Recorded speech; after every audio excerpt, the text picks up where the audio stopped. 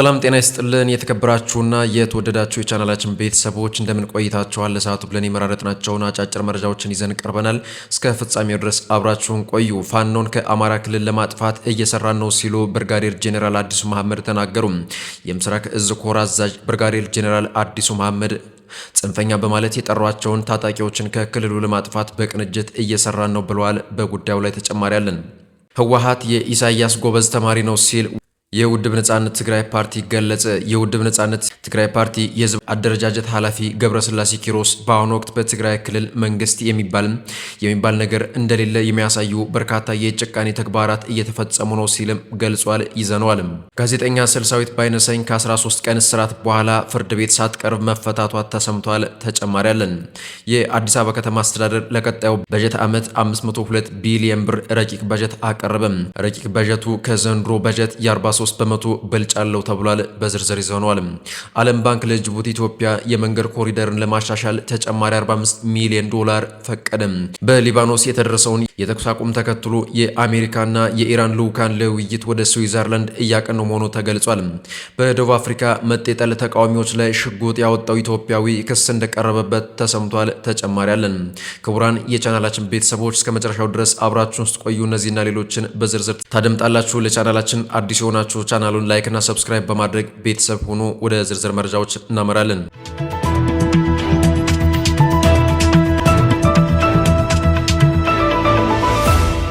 ፋኖን ከአማራ ክልል ለማጥፋት እየሰራን ነው ሲሉ ብርጋዴር ጄኔራል አዲሱ መሐመድ ተናገሩ። የምስራቅ እዝ ኮር አዛዥ ብርጋዴር አዲሱ ጄኔራል መሐመድ ጽንፈኛ በማለት የጠሯቸውን የፋኖ ታጣቂዎችን ከክልሉ ለማጥፋት በቅንጅት እየሰራን ነው ብለዋል። የሰራዊቱ አባላት ግዳጃቸውን በብቃት እየተወጡ ነው ያሉት ጄኔራሉ በቀጣይ በሚሰጡ ግዳጅ ጠላት ያሉትን ኃይል መደምሰስ እንደሚያስፈልግም ገለጻ ሰጥተዋል። ጄኔራሉ አክለውም በቀጠናው የሚንቀሳቀሰውን ጽንፈኛ ኃይል በማጽዳት አስተማማኝና ቀጣይነት ያለው ሰላም ለማረጋገጥ የክልሉ የጸጥታ ኃይልና የህብረተሰቡ ተሳትፎ ተጠናክሮ መቀጠል አለበት በማለትም ትዕዛዝ ሰጥተዋል።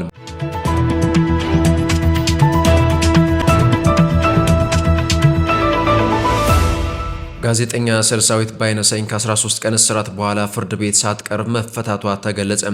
ጋዜጠኛዋ የፖሊስ ልብስ በለበሱ ሰዎች ከቤቷ ተወስዳ ለ13 ቀን በአዲስ አበባ ፖሊስ ጣቢያ ታስራ ከቆየች በኋላ ፍርድ ቤት ሳትቀርብ በመታወቂያ ዋስትና ከስር መለቀቋን እህቷ ለቲክባ ኢትዮጵያ ገልጸዋል። እህቷ ሃይማኖት ባይነሰኝ በሰጠችው ቃል ስልሳዊት መፈታቷን ገልጻ በመታወቂያ ዋስ ነው የተፈታችው፣ ሌላ ዝርዝር ነገር አላወሩንም፣ ፍርድ ቤትም ሳትቀርብ ቆይታ ነው የተፈታችው ብላለች። ፍርድ ቤት ሳትቀርብ እስር ላይ እንድትቆይ ከተደረገች 13 ቀን መቁጠሩንም ገልጻለች። ታሳሪዋ በወቅቱ ፍርድ ቤት ባለመቅረቧ አካልን ነጻ የማውጣት ክስ ተመስርቶ እንደነበረ ከሰሞኑ ጠበቃዋ ገልጸው ነበር።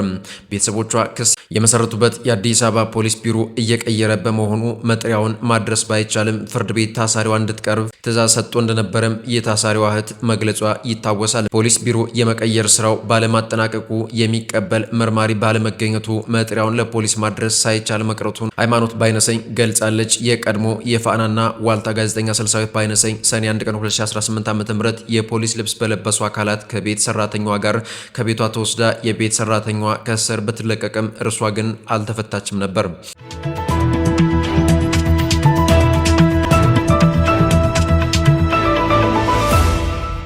ህወሓት የኢሳያስ አፈወርቂ ጎበዝ ተማሪ ነው ሲል ውድብ ነጻነት ትግራይ ፓርቲ ለአዲስ ማለዳ ተናገረ።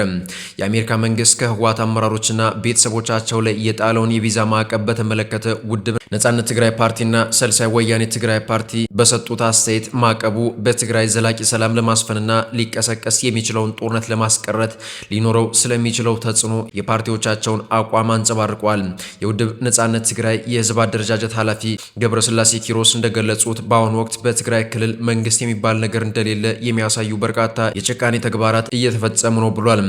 አሜሪካ ያደረገችው የቪዛ ክልከላ በትግራይ ያለውን ሁኔታና ይቀሰቀሳል ተብሎ የሚሰጋውን ጦርነት ሊያስቆመው ይችላል ወይ በሚለው ላይ የሚነሱ ክርክሮችን እየተከታተሉ መሆኑንም ጠቅሷል።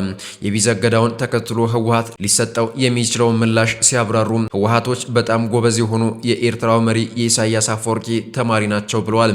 ኤርትራ የቪዛ እገዳና ማዕቀብ ተደርጎባት የነበረ ቢሆንም ማዕቀቡ የኤርትራን ህዝብ ለከፍተኛ ጉዳት ለስደትና ለጭካኔ ከመዳረጉ ውጪ በሀገሪቱ ፖለቲካ ላይ ያመጣው አንዳች ለውጥ የለም ብለዋል። ህወሓትም ልክ እንደ ኤርትራው መንግስት የቪዛ ክልከላ ሲደረግበት ከኢሳያስ የተማረውን በመተግበር በህዝቡ ላይ መጨቆኑን ይጀምራል ሲሉ ዘርዝረው አብራርተዋል። አክለውም ትግራይ ክልል ኤርትራ ደግሞ ሀገር በመሆኗ ህወሓት ክልከላውን የመቋቋም አቅም እንዳለው ጠቁመው በመሆኑም የቪዛ እገዳው በክልሉ ያለውን ውጥረት በቶሎ ያረግበዋል ብለው እንደማይጠብቁ ነገር ግን በጊዜ ሂደት ምናልባትም ለውጥ ሊኖር እንደሚችል ገልጸዋል።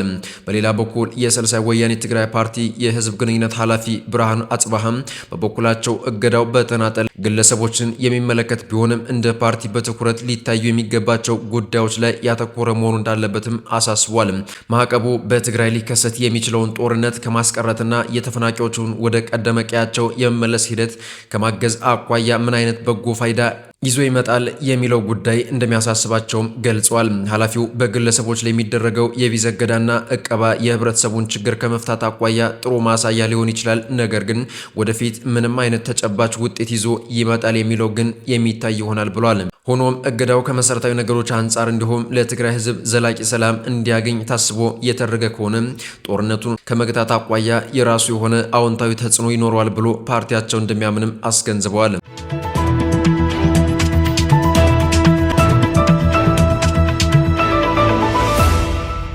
የአዲስ አበባ ከተማ አስተዳደር ለቀጣዩ በጀት ዓመት 502 ቢሊዮን ብር ረቂቅ በጀት አቀረበ። ረቂቅ በጀቱ ከዘንድሮ በጀት የ43 በመቶ ብልጫ አለው ተብሏል። ከበጀቱ ውስጥ 71 በመቶ ለድህነት ቅነሳና ከዘላቂ ልማት ግቦች ጋር የተያዙ እቅዶችን ለማሳካት እንደሚውልም ተገልጿል። በጀቱ የልማት ስትራቴጂዎችን፣ የነዋሪዎችን የልማት ፍላጎትና የአገልግሎት አቅርቦት ማሳደግን በተለይም መንገድን፣ ውሃን፣ መኖሪያ ቤትን፣ ጽዳትን፣ ትራንስፖርትንና የእሳትና ድንገተኛ አደጋ መከላከልን እንዲሁም ትምህርትን፣ ጤናንና በዝቅተኛ ገቢ ለሚተዳደሩ ነዋሪዎች የሚደረግ ድጎማን ጨምሮ ማህበራዊ አገልግሎቶችን ማሻሻል ታሳቢ ያደረገ መሆኑን አስተዳደሩ አስታውቋል። በተያዘው በጀት ዓመት የፌዴራል ድጎማ ያልተመደበለት ከተማዋ በቀጣዩ የፌዴራሉ መንግስት በጀት 74.5 ቢሊዮን ብር ተይዞለታል ተብሏል።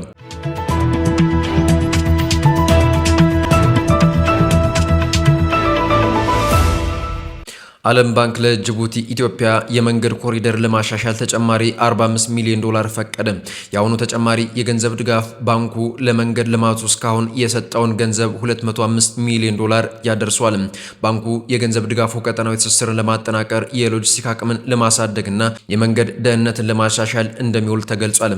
መንገዱ ከፍተኛ ሙቀትንና ዝናብን እንዲቋቋም ሆኖ እንደሚሻሻልም ባንኩ ጠቅሷል።